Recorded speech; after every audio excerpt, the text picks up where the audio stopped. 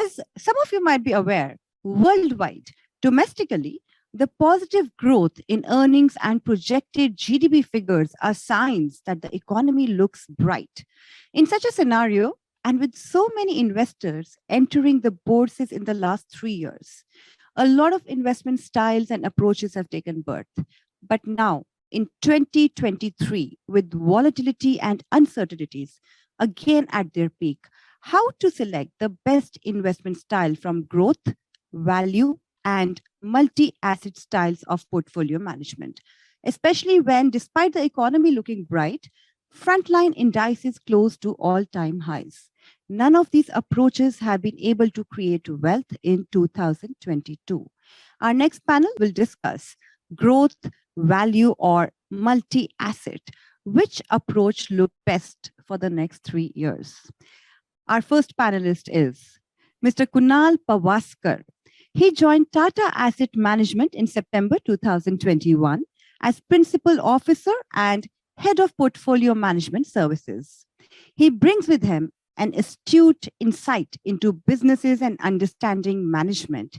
He also keenly studies business and market cycles and is focused on using this knowledge productively in the investment process.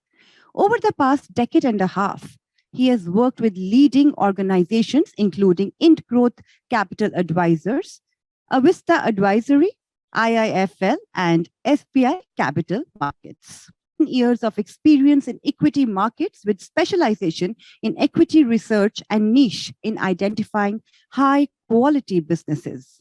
He has recently been awarded the prestigious 40 Under 40 Alternative Investment Professionals in India 2022 award by Qualify. He also has the distinction of special recognition for best stock ideas received from multiple fund houses like HDFC Mutual Fund, ICICI Prudential Mutual Fund, and Aditya Birla Mutual Fund. Our next panelist is Mr. Dhaval Kapadia. He is Director and Portfolio Specialist for Morningstar Investment Advisor India. He is responsible for leading Morningstar's managed portfolios business in India. Dhaval has more than 24 years of experience in areas including fixed income, equity markets, and investment advisory. Prior to joining Morningstar in 2014, he spent nearly 6 years at Axis Bank, leading a team of investment advisors as part of the wealth management and private banking businesses. Our moderator for this session is Ms. Kanika Agarwal. She's a co-founder of Upside AI. She has 15 years of work experience in financial services. She has been investing through her entire career. Before moving to public markets, she worked with Mayfield India in venture investing, Credit Suisse, and EY.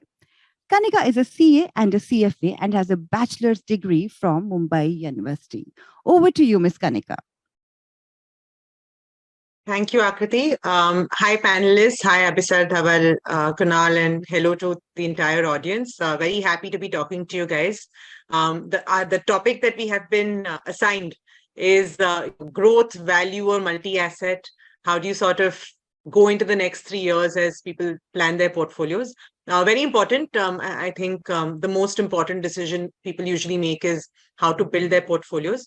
So, we've been introduced, and, the way I'd like to keep this session is I'd like to get views from each of you on the topic overall, and then, we'd start diving a little deeper and hopefully have some questions, time for questions at the end from the audience.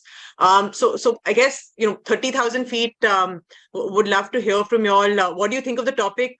How are you guys thinking about the next 3 years as you all build your own personal portfolios and portfolios for your clients? So maybe, Abhisar, we can start with you. Yeah, thank you, Kanika, and thanks to PMS AIF World for this opportunity. So, like Kanika, you mentioned that this is one of the most important topics in terms of the investors on how to kind of build their portfolios with the right mix and the blend of maybe value growth and then think about multi-asset in that sense. What we feel is that a multi-asset approach is, of course, critical for any sound portfolio for any investor in that sense. And what that does is that it balances the returns and the risk for the investor, because betting on any one specific style or a category can have its own up and down. Having said that, as a portfolio manager on the equity side, we kind of go about handling this issue with the right mix of betting on growth, but with a value bias in our minds when we select and build our portfolios. We are pure equity fund managers, and hence as a mandate we run the equity portion for our clients, and then in that sense we tend to balance on the growth part, but by not overpaying for the growth. So this is how I will kind of put my overall big picture view on this. And happy to go into the specifics as we move ahead.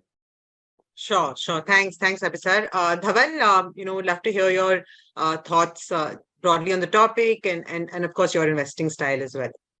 Sure. Thanks, Kanika. So I think, multi-asset, as Abhisar also mentioned, is more of an overarching approach. It's an overall approach to the portfolio where, which we think most investors should maintain, right? I mean, it's like, an Indian thali in that sense, which has a mix of, foods with different tastes. So I think similarly, a multi-asset strategy would obviously invest across different asset classes and maybe tilt towards asset classes which are looking, say, attractive from time to time. So I think, from an investor's point of view, or, if you look at, long-term goals, which is what obviously most investors will try to achieve some form of goals. So a multi-asset kind of an approach, I think, obviously is ideal. Within that, like we said, you could still, based on, valuations of the market scenario and so on, you could tilt towards, growth or value or things like that. So, in fact, that's what we offer out here at Morningstar as well is, a bunch of multi-asset kind of portfolios which are, aligned to different risk appetites and different sort of time horizons as such, and, investing across Indian equities, fixed income and international. So you have the benefit of, diversifying across, different asset classes, and obviously reducing your risk and also making the best of opportunities that may arise over time as such. That's the way I would understand. Got it. Thanks, Dhaval. Kunal, would love to hear your thoughts on the same topic and of course your style of investing and how the topic sort of squares that circle.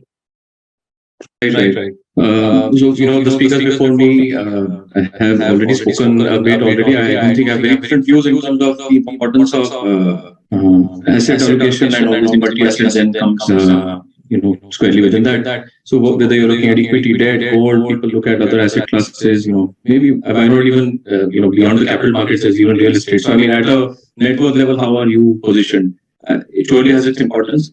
Within that, at PMS, we have equity and debt products. So, I mean, there is equity, the conventions. We've got a bunch of free products there. On the debt side, we have institutional offerings, which are more for people who want to run funds under the PFO mandate, and there are also retail products. We don't have the complete suite yet. We have retail products which are less than 12 months in maturity. So that's where we operate on the equity and the debt side. And happy to go ahead and get into the discussion as we move on. Right. Got it. Thanks, Kunal. So Dhaval, let's start with you since Morningstar is, multi-asset in its approach. So Morningstar is a big believer of asset allocation. In the past, you've described your style as value-driven asset allocation. So what's the house view on how to build your portfolio over the next 3 years, right? And we can talk about Indian equities, international equities, debt, gold, real estate. There's so many different assets that actually constitute multi-asset. So, what's house view on how you guys are building portfolios for the next 3 years? I think if you look at what happened over the past 2-3 years, we've seen, Indian equities obviously do pretty well, amongst the most major asset classes. Even if you compare, to global markets, Indian equities have done, fairly well, whether you compare it to US equities or emerging markets or other developed markets and so on and so forth. So obviously it's on the back of, resilient fundamentals and, strong domestic flows and things like that. So, basis that, I think if you look at valuations for Indian equities right now, we think both on an absolute as well as a relative basis, we think Indian equities are looking a little bit expensive, right? So some of that optimism, that, positive fundamental kind of story. In a way, at least in our view, is sort of to an extent priced in, right? So effectively, in our portfolios, we are slightly underweight Indian equities. If you look at other asset classes, for instance, on the international equity side, if you look at, obviously US, Europe, emerging markets, these are the main sort of regions as such. And you have investment options available in India as well to sort of invest in those kind of markets. All of these markets have essentially seen an underperformance, as we spoke of earlier. In fact, if you look at, say, Europe and other emerging markets, particularly China, in fact, if you look at even over a 10-year kind of a period, these markets have generated, probably, mid to high single-digit kind of returns. So again, significant underperformance in those markets. US equities have done well over a longer-term kind of a period, but some of these other markets have underperformed. So effectively, we think that there are pockets of opportunities in Europe and emerging markets, particularly China. We think looks attractive from a valuation and from a risk-reward standpoint. It might seem at times contrarian or counterintuitive. A lot of people think, maybe just to expand that a bit, why should I invest in Europe? It's an old economy. They've got their own challenges and all that kind of stuff. But when we are thinking of, looking at these markets, we dig a little bit deeper, right? Because when you're buying stocks, you're buying, companies. Obviously, you're not buying the economy by itself. So if I were to take an example, very quick example on that is, if you look at the FTSE 100 index, which is in the UK, which is like the top 100 listed companies in the UK, similar to the BSE 100 out here, right? 75% of the revenues of those companies, the top 100 companies in UK, come from outside of the UK, right? 25% come from emerging markets.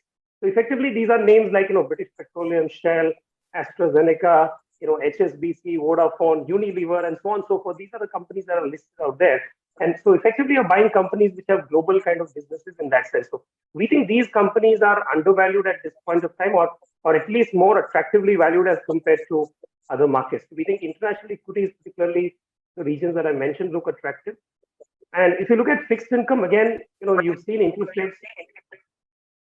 Sorry, I thought there was an echo in that sense. But so fixed income, if you look at in India, you've seen, interest rates rise over the last, 12, 15 months in line with what's happening globally. I think with the yields, having risen considerably in India and inflation coming off in India as well in more recent times, we think fixed income looks attractive from a risk reward perspective as well. If you look at the next 2-3 years or so, or maybe slightly beyond that horizon. So we think fixed income, particularly the medium to long end kind of duration, the 5 to 10 year kind of segment, we think looks reasonably attractive from that point of view. So net, as I said, we are sort of underweight Indian equities, overweight Europe and emerging markets such as China to a certain extent, and we're still underweight US. We don't think it's looking as attractive from a valuation standpoint, although you've seen a fall in stock prices over there, but still not looking very attractive. And we are also marginally overweight, debt, Indian debt as such. Got it.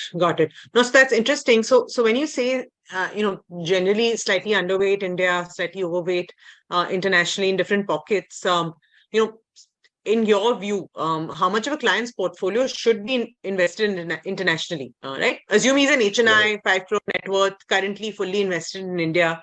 What would you recommend he move outside the country or take positions that are, ex-India? Yeah, I think there is a strong case to do that for a variety of reasons, right? One is, of course, geographical diversification. We know, although India is a growing economy, growing stock market, but it still forms a small component of the global economy and the global stock market, right? Sub 4-5% or so. So, there are many opportunities out there, several markets, and that's one benefit in terms of diversification. The other is obviously the currency hedge as well. The rupee would tend to depreciate over time. Inflation would tend to be higher, of course, barring what we've seen over the last 12 to 18 months. But generally, over the longer term, that's how it would tend to be. So, if you consider those, we would think that, international equities could form about 20-25% of an investor's portfolio. Obviously, it can be built over time, but I think, somewhere in that kind of a range, I think is a good, portion. That's how, typically in our portfolios as well, we allocate up to about 25-30% to, international equities, as such. Yeah, no, and I completely agree. 20-25% sounds at least like a starting point. That's where it should be. India is what, 2-3% of world GDP, right? So we're always overweight in any case. All of our wealth sits India. And currency, like you said, very, very important. So guys, if you all are listening, as you all start thinking about your portfolio for the next 3 years, of course, there'll be different styles and there'll be different assets, but think about building international exposures within your portfolios. Like Dhaval said, extremely important. So Abhisar, let's talk a little bit about your fund and personal philosophy, right? Clearly, there's a value bent, as you talked about in your introduction. And last year, notwithstanding, the last decade. So how do you reconcile these two, right? Where you're a value investor, but you're seeing 10, 15 years of growth and value doing well. And I guess another way to really ask that question is, when you say value, what is the mental model you are using to define that style? Yeah, sure, Kanika. So that's a very important question, and we keep thinking on it all the time. So, first of all, I want to put it in the context that last decade or so has not only been very good for growth and momentum, but in what we have seen is that the market has been very, very generous in valuing the growth part excessively at times during the last 10 years or so. And at times, certain pockets within the growth has been valued so incredibly high that at different points of time you could make very little sense of how that valuation makes sense. Now, so that is one point which we always have in our minds. Now, in terms of your question of how do we kind of marry the value and the growth part of it, and then when we are trying to not do growth at all price points kind of investing, then how exactly we are doing. So see, in terms of we having a value bias, it doesn't mean that what we are trying to do is trying to buy some securities which are very cheap or which are at a discount to their replacement cost, or in terms of a valuation multiple, they are very low multiple for their current earnings. What we are trying to do is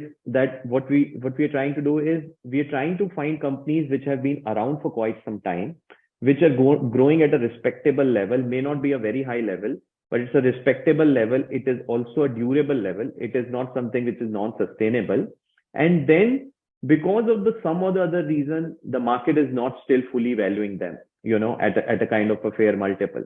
And that is how we are able to marry the growth and the value part of it, wherein we are searching for value in growing companies which have been around for quite some time, but they are not the loved pockets of the growth.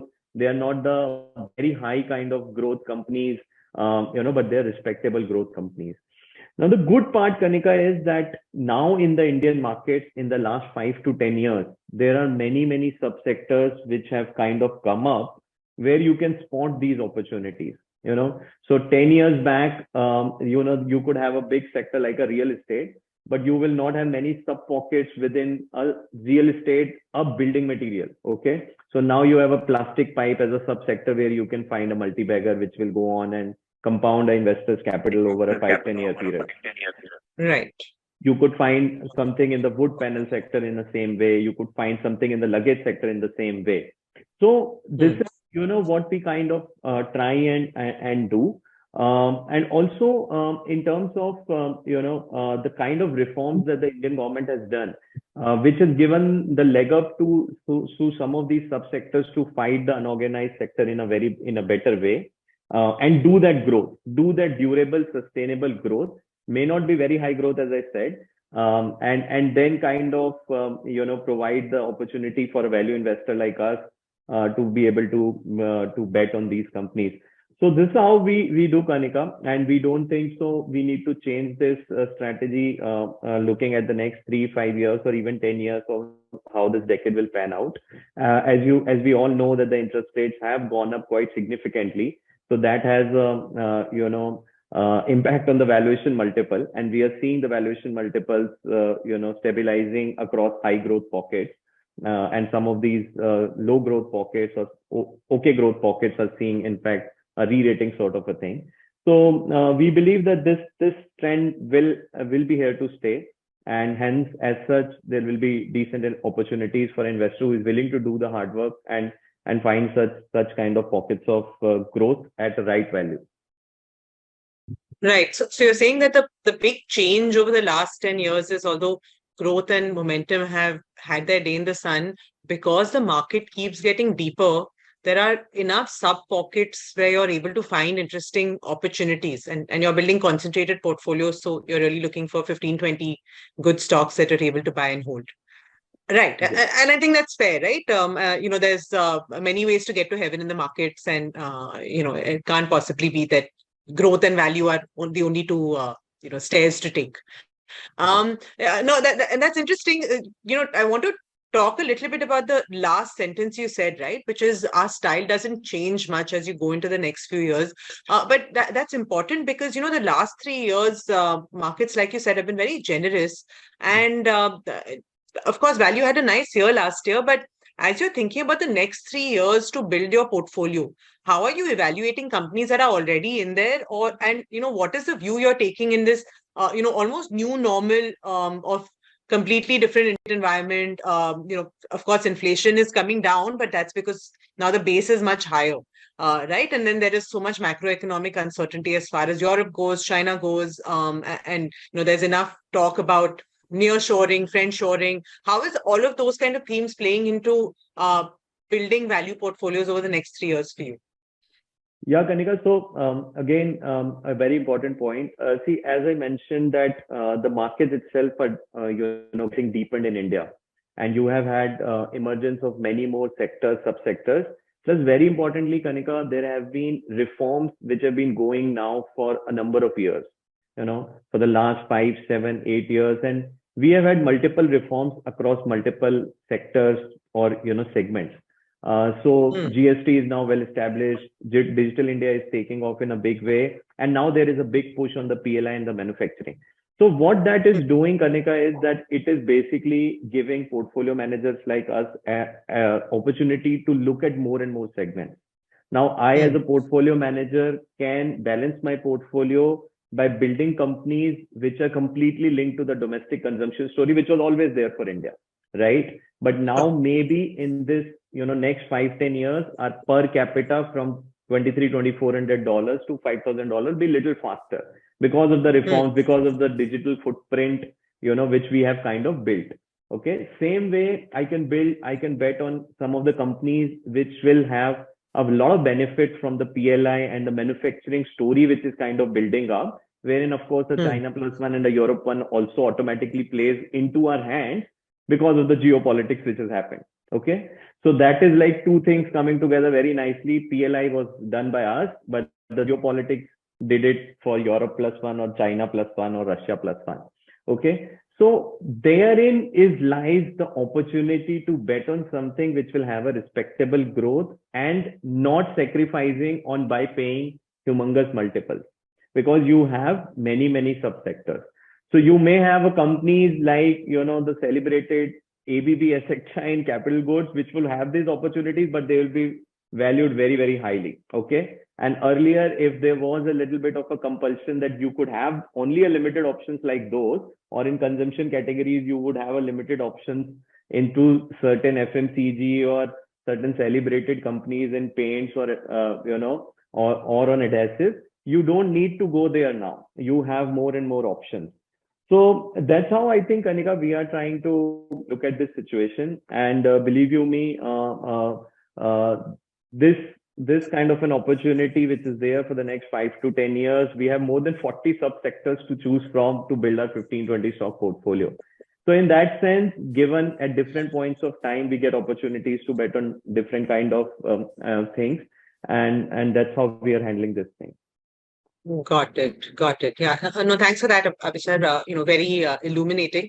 Kunal, let's go to the other side of that coin, right? We've been talking about value for a while now.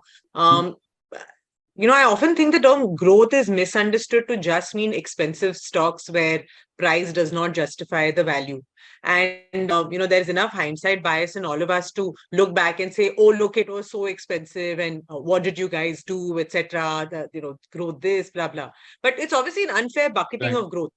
What does that term mean to you? And when you're looking at growth stocks, how are you defining it in its purest form? I agree with what you said that there is sometimes a muddling of definitions that happens. So, I mean, I look at it from two lenses. See, one is the, okay, if I were to say it like as it is most commonly understood, people will generally, there's some conflation that happens between the word growth and high valuations. That's not necessarily the case because, for example, I mean, metal stocks which did very well in the last, the 2021 period after COVID happened, absolutely high levels of growth, but we'll never call them a growth stock. They're high growth, but we won't call them a growth stock because they're deep cyclical. So there's a common understanding that is there, which is growth and value. I think people mix things up a lot, growth and expensive being one. And if we go back to, Warren Buffett had once said, that there's nothing like growth and value separately. Actually, in any case, they're both joined at the hip. Growth is a component of value. Everything has to have intrinsic value at the end, right? So that is the approach that we can take from the fundamental side, which we do. That what is the intrinsic value in the company? I mean, what are we paying for here in terms of cash flows? What's the prospects here? And I think also the confusion does flow into the media and understanding because when you look at it from the quantitative side, growth and value also have meanings there, which are very, very specific meanings and have nothing to do with valuation, right? That is one more lens we can see stocks through. And there, for example, on the quant side, value would be, for example, pure price to book as a ratio or a price to earnings or a price to sales or a composite of these in some fashion. And growth would be just what kind of trailing growth has it delivered, or sometimes maybe what is the growth on a look forward basis. I think the way we look at it is we start from the business side first. Fundamentals are important to us. But I will also say this, that we are sensitive to tracking as to what styles are active right now. So to make sure that you don't have, you don't fall too much on the wrong side. And if you can keep your portfolio aligned with, and make sure that you're aligned with the right the factor, sometimes that helps in my view. So the fundamental side, surely, and there is also a factor view that one can bring in, into your process. Not in the sense of a true blue pure quant fund, but what are those signals telling you?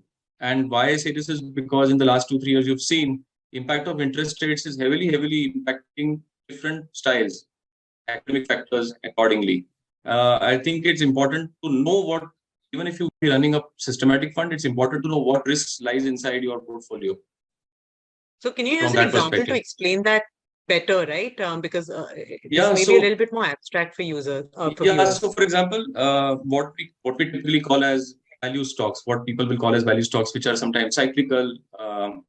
You really can't predict too much into the future. You can't say build a 10-15 year cash flow for a steel company easily, right? You can more probably say what happens in the next 2-3 years, and these typically get bucketed into value stocks. Now, by just the nature of calculations and arithmetic, are a bit more sensitive to interest rates when interest rates move in a certain direction.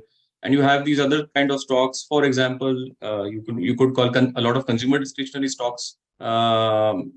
They may fall in the growth category because you can build durable growth over some time, and they react differently to interest rates, right? I think being aware of those things has become suddenly very important. I also think that in the last 5-10 years, because of the certain way the macro environment was, I think one style, as Abhisar said, a certain class of stocks really got too expensive. At our level and at portfolio levels, we've been very conscious of that and tried to tilt our portfolios away from all of that towards more reasonably priced companies. We've been doing that, actually. Understand. Got it. And you alluded to this a bit, but you guys took a thematic plays also within the Tata PMS, right? And what are the themes that are exciting you for India in the medium term, and how are you looking to play these? Right. Yeah. So our flagship ACT product, by the very nature, there's that's an acronym, all weather, catalyst and turnaround. And I'll not take a lot of time, but catalyst and turnaround by the very nature means we look at things which have gone through some business pressures, the environment was tough, and the company is doing something to come out of that, get better. So in a way, we actually are a bit already on the value end, sometimes even deep value. So we take care to cap it to a certain number in the portfolio, but they're sometimes very rewarding opportunities. And basically the world has lost all hope on a stock, you get it cheap, right? And if you can underwrite what the next 3-4 years look like, then it's sometimes very worth it. So that's on the product. And if you speak about specific themes, I think we are spending a lot of time just and these are thoughts that we continuously keep evaluating and cross-checking whether what we're thinking is right or wrong. But increasingly it does look like things that are geared towards whatever the government is thinking of in terms of industrial policy. I think incrementally are making more sense. There are ramifications that come out of this industrial policy. For example, if the government is very keen on rather increasing duties on things that are imported because they want to promote local manufacturing, right? It means that those class of manufacturers within India who are protected benefit. But consider what this does. You were earlier importing cheaper goods probably, and now you're going to be manufacturing within India. But remember that this is not at the same kind of economies of scale that the foreign factories were at. It is going to be more expensive in the interim. And maybe we see this across a range of products that are consumed by consumers and also businesses, industries too. We may be in a period where the consumer's budget may be under pressure for a while. Is right. Because the government is attempting things which are in the medium term. It looks like some of those things will pay off, but it will take time. In the meantime, the job creation, it's going to take some time and you're working with a consumer who may be paying higher for a lot of things in the meantime, right? So it's a state of flux, but I think one has to be a bit more careful on the consumer side. I think Abhisar alluded to that initially. I think I understand what the kind of companies he's also talking about. And we are a bit more careful on those, especially because they're already very richly valued, right? We don't want to tear apart their industrial policy, manufacturing, engineering looks interesting. Right. So you're saying, listen to what the government is saying and, trust that intent will translate and use that to form some thesis as well. And also just one thing, the caution is warranted here because this has happened not only in India. See, it's not the first time. I wrote something in EP just a couple of days ago. We have Korea, Taiwan as examples before us, and it is not dissimilar. So, for example, even there, in Korea's rise from 62 to 78, consumer durables were heavily taxed. You couldn't really be importing them. Okay, so buy local. And they help other industries. So there are parallels. It is not India alone that is doing this. There are countries that have done this before us. So there are cues to draw from past experiences of other countries too. Got it. Interesting. So listen to what the government is saying in terms of intent on industrial policy and think about how that played out in other countries that were at the same place we were in their decade as you form your thesis. No, very, very interesting way to filter and think about things. If I were to just switch gears and come back to other asset classes, right? We've been talking about equities a bit. So Dhaval, I know your PMS advises broadly how to use mutual funds to build a multi-asset portfolio in India and using other asset classes. But, outside of mutual funds, lots of interesting stuff is happening on the investing side where people are building, products that didn't exist 5-7 years ago. Whether you look at the debt side, you look at even factor investing in equities, I'll even throw crypto in there as things that are either underrated, not thought about enough. What are other asset classes that you're looking at personally to say, oh, this is interesting, maybe not today, but maybe not through me, but it might still be interesting for a client to look at? Yeah. I think one of the other asset classes besides some of the ones that you mentioned, although I'm not too sort of gung-ho on crypto, but the others are all right. But I think REITs is an asset class in India which is sort of just developing. I think it has got pretty strong potential. It's a developed asset class worldwide. With a small amount of money, you're able to buy a diversified portfolio of commercial real estate, right? I think, that's a great sort of way to invest in real estate. It's liquid. It generates a certain rental yield, which you get paid out. It's managed by, professional sort of firm, running those sort of, physical assets, the commercial real estate and so on and so forth. So I think REITs definitely has, in India, obviously, you've had a few REITs being listed more recently over the last few years. I think that probably is an asset class that one should watch out for. I think it's a good substitute for investing in physical real estate, and given the benefits that I spoke of. So I think that's an interesting space. The other one very quickly is that is again factor investing. I think it's already happening in the sense that you've already got mutual funds. I'm sure on the PMS side as well, probably people are using them. But on the mutual fund side as well, you've got strategies such as factor investing. Essentially, what it simply does is it tries to identify certain factors or certain themes or factors essentially which are believed to drive performance of a certain set of stocks, right? So it could be momentum, low volatility, value, quality, and so on and so forth, or dividend yield for that matter. So I think that's again, like I said, there are a few funds available that are following some of these strategies. They're still not very popular, but I think over time, as one evolves, from the typical large mid cap or the cap size based kind of strategies, you have the sectoral themes, and then you have these factor based kind of styles. I think they do merit some space in the portfolio. Obviously, they may not comprise your core portfolio, but it could be part of your tactical or your satellite kind of allocation, along with the core holdings that you might have. So I think a couple of these areas at least seem sort of interesting to me. Got it. Interesting. So international REITs, India REITs is a market that is just being built out. That's interesting. I don't think that many people think about REITs internationally enough. So that's good. And of course, adding factor as a tactical call in your satellite portfolio are two areas that you guys can also look at over the next 3 years. Abhisar, one way to segregate equities is what we've been talking about, right? Value, growth, etc. But the more popular one that everybody intuitively understands is really market cap buckets. To say large, mid, small, and then how are you playing these three? Small caps, by definition, have famously been either the best or the worst performing assets in any given year over the last decade. So, given that you guys have a mid and small cap bias in your fund, how are you managing risk in the portfolio over the next 2-3 years? Right? It's not you don't know which year is your best year and which year is your worst year for small caps. So, how do you think about risk? Yeah, so it's a fact that small caps tend to have high volatility, and they can have a really strong up or down kind of a move. So now see, what we do is we manage it in two ways. One is that while selecting itself the mid caps and the small caps, there are 2 to 3 things that we are very, very careful about. So one is that even when betting on small caps and mid caps, we are looking at companies that have been there for 10, 20 years. So they would be small caps in terms of the market cap, because right now the below 16,000 crore, everything is small cap.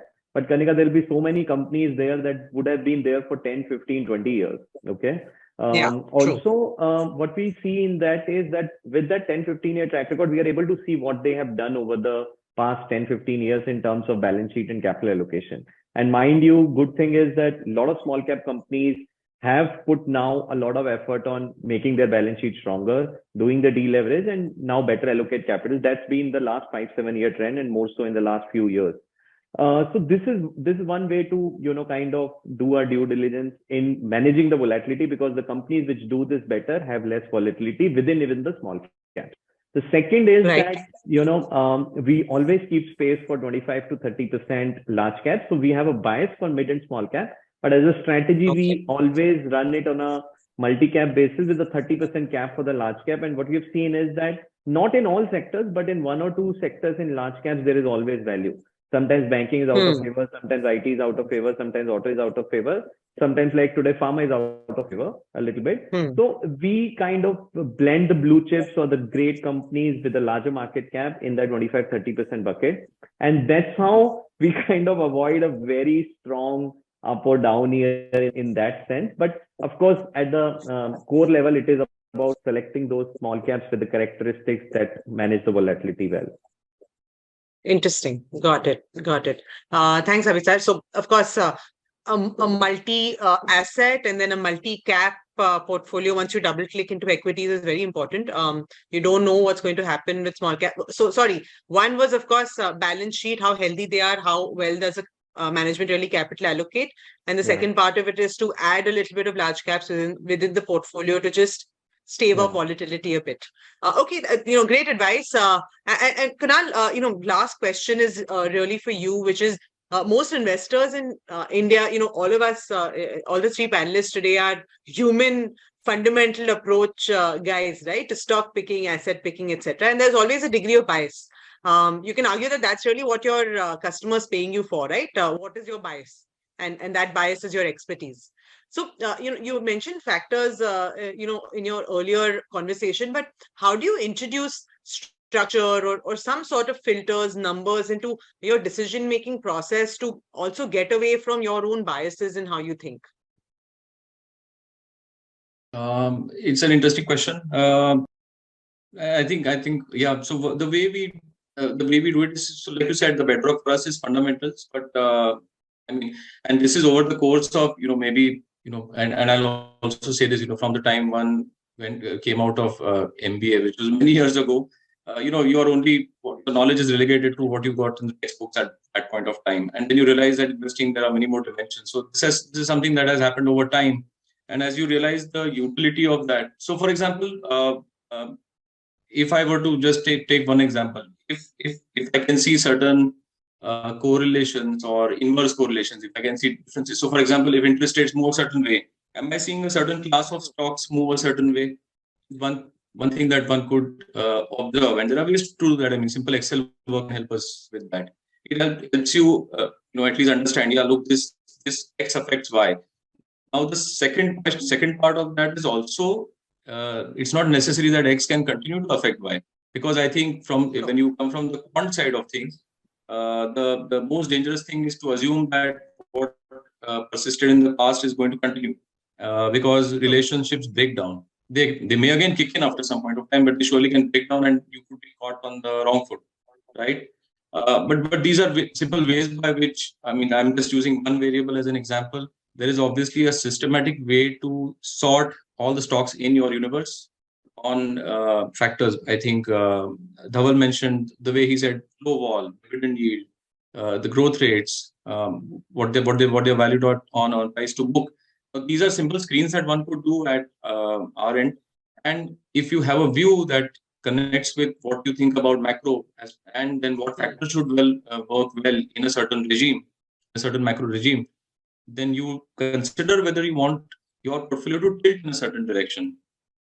You continue. Your fundamental picks are what they are, but you also see, whether from that side, what is that quant side saying? What are the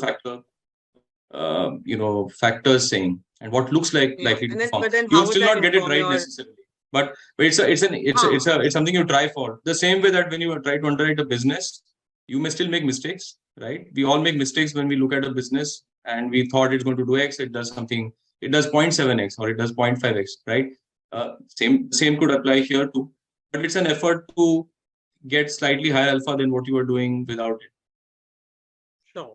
Understand. So maybe it's an overlay for you guys at the moment, right? Which is, let's pick our stocks and then just sense check it in terms of how off we are from what models are telling you. Fair. So guys, these are all of our questions for you. Thank you so much to panelists. I do want to, have one question that we want to leave the audience with, which is what are each of you reading right now that you would recommend to the audience to learn and invest better for the next 3 years? So I guess we'll go in the same order. Dhaval, if you could just tell us what it is that you're reading at the moment. Yeah, so I've been rereading The Intelligent Investor from Ben Graham. It's a slightly copious, a slightly longish kind of book, but I think it gives a lot of insights for basic investing, right? The principles in a way remain the same. Of course, the market, you see different market cycles, but I think those core principles, I think, remain the same. The other thing that I like to do is listen to audio podcasts. I think today with podcasts, you can listen to people across the world, famous investors. You should watch the Berkshire Hathaway meeting. You can do that online when it happens annually, or listen to a Monish Oberoi or something of that sort. So I find those quite insightful in terms of understanding how they've built their wealth, what is their investment philosophy, and how do they approach investing. So I think those I think are pretty helpful from my point of view. Got it. So intelligent investors. So you're in church and you're reading the Bible. at this point, right? Yeah, fair enough. absolutely. So Abhisar, what are you reading? What should our investors be reading? Yeah, Kanika, so there is this one very good book which I came across around a year or so back on the investing, as well as on while we being enjoying the investing journey, how should we also enjoy living our life well? And this is true for even the portfolio managers, fund managers, as well as the investors who do it on their own. So this book is Richer, Wiser, Happier by William Green, which goes into the lives of Wonderful. some of the great investors who have invested first for their clients, and then maybe they have gone and invested on their own. Okay. And then over 3-4 decades of their journeys, how kind of they could balance both the investing, make it more fun, make it more interesting, as well as, of course, value generating and market beating. And at the same time balance their life, because as you would appreciate, while being involved in this investing, it's sort of a 24-hour job. Right now, some event might be happening which will have an impact on the Monday, and it could become a Black Monday also. So in that sense, we are always active. But by even doing that, how can we balance it out, and how can we enjoy this? This book does beautifully by taking you into the lives and the careers of those guys. And so I would like to recommend this to the investor community. If at all they have not gone through, they must. Yeah, Richer, Wiser, Happier, guys, a wonderful book. Highly recommend. Kunal, last 30 seconds, would love to hear a book, that you think everyone should be reading. So there's a nice book by a book called Capital Returns, edited by Edward Chancellor. So the book is basically draws from the experiences, the notes taken, and the discussions had in a money management firm, an investment firm. And the lovely part about that book is the two things actually, the two dimensions which I like. One was when there are letters, actually, there are notes written by the analyst after they have gone and met the company, which they file. And these are over time, you can see what they thought about the company and what panned out. It's very instructive. It's actual practitioners' experiences with respect to companies, some good companies, some bad companies, and their experiences, and whether they understood some of those, if there's a bad company, what did they sense about it 3 years before, and then finally something blew up, right? Very useful from that perspective. And the second aspect that it covers very well is normally whenever we read anything, I mean, even our media is actually geared a bit like that, sell side. Sometimes I think even we are guilty of it when we always talk about demand, the market, how big is it going to be, what's it going to grow like. But we sometimes skip the part on supply, which can come and hurt economics of everyone involved. I mean, there's no better example than the telecom sector in India. In 2007-8, the leader companies used to enjoy 18-20% ROCs. And with the kind of supply that came in, we saw what happened over the last decade, right? Not to say that the market didn't grow, but the supply grew much more and cut prices for everyone and hurt economics. Those two aspects, absolutely good book. Capital Returns. Great. Thank you, Kunal. Thanks, Abhisar. Thanks, Dhaval. A wonderful session. I hope the audience learned something. Over to you, Akriti. For the next sessions. Well, thank you, Ms. Kanika. I'm sure a lot of you are already Googling and looking for the books that were just mentioned by our panelists. Thank you once again, our panelists.